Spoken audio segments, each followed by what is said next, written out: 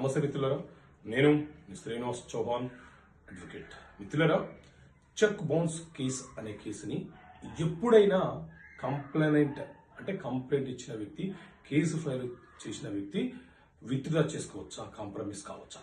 So మిత్రులారా, cheque bounce అనేది ఒక ప్రైవేట్ కంప్లైంట్ కేసు. ఈ చెక్ బౌన్స్ కేసులో ఎఫ్ఐఆర్ పోలీసులు నమోదు చేయడానికి అవకాశం లేదు. ఎందుకంటే ఈ చెక్ బౌన్స్ కేసుకి సపరేట్ గా negotiable instrument act NI act అనే చట్టం అమలు ఉంది. ఈ చట్టం ప్రకారంగా, అలాగే బిఎన్ఎస్ఎస్ ప్రకారంగా ప్రైవేట్ కంప్లైంట్ అనేది న్యాయస్థానంలో ఎవరైతే చెక్కు తీసుకున్న వ్యక్తి, అంటే మోసపోయిన వ్యక్తి ఎవరైతే ఉన్నారో వాళ్ళు న్యాయస్థానంలో ప్రైవేట్ కంప్లైంట్ డైరెక్ట్ మెజిస్ట్రేట్ కోర్టులో ఫైల్ చేస్తుంటారు. ఎంత అమౌంట్ ఉన్నా కూడా మెజిస్ట్రేట్ కోర్టులోనే ఈ చెక్ బౌన్స్ కేసు ఫైల్ చేస్తుంటారు. So cheque bounce case file చేసిన తర్వాత ఎవరైతే చెక్ ఇచ్చి మోసం చేశారని ఆరోపించబడుతున్నాడో ఆ వ్యక్తికి న్యాయస్థానము సమన్స్ జారీ చేస్తుంది. సమన్స్ టు అక్యూజ్డ్ అని అంటారు. సో నోటీస్ అందుకున్న వ్యక్తి, అంటే ఆ సమన్స్ అందుకున్న వ్యక్తి న్యాయస్థానానికి ప్రతి వాయిదాకు హాజరు కావాలి. అతని తరపున అతను ఒక అడ్వకేట్ ని కూడా నియమించుకోవాలి. ఆ నేరము నేను చేయలేదని, ఎందుకు చెక్కు జారీ చేశానో నిరూపించుకునే బాధ్యత అతని మీద ఉంటుంది. ఇలా బిఎన్ఎస్ఎస్ క్రిమినల్ చట్టం ప్రకారంగా న్యాయస్థానము ఒక ప్రొసీడింగ్ నిర్వహించి నిజంగా ఇక్కడ అఫెన్స్ జరిగిందా లేదా నిర్ధారణ చేయడానికి అవకాశం ఉంటుంది.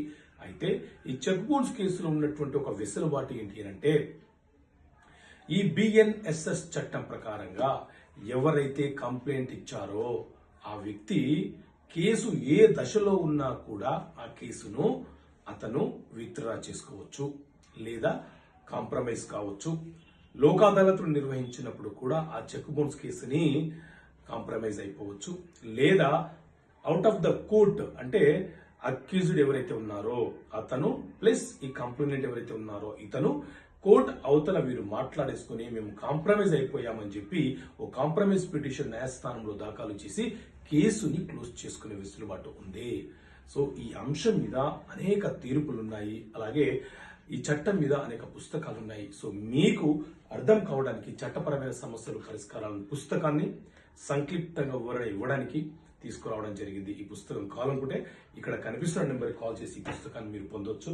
అలాగే ప్రతి నెల ఆయా హైకోర్టులు, సుప్రీంకోర్టు ఇచ్చే జడ్జిమెంట్ల కాపీని కూడా మీకు ప్రతి నెల అందించే ప్రయత్నం చేస్తాం.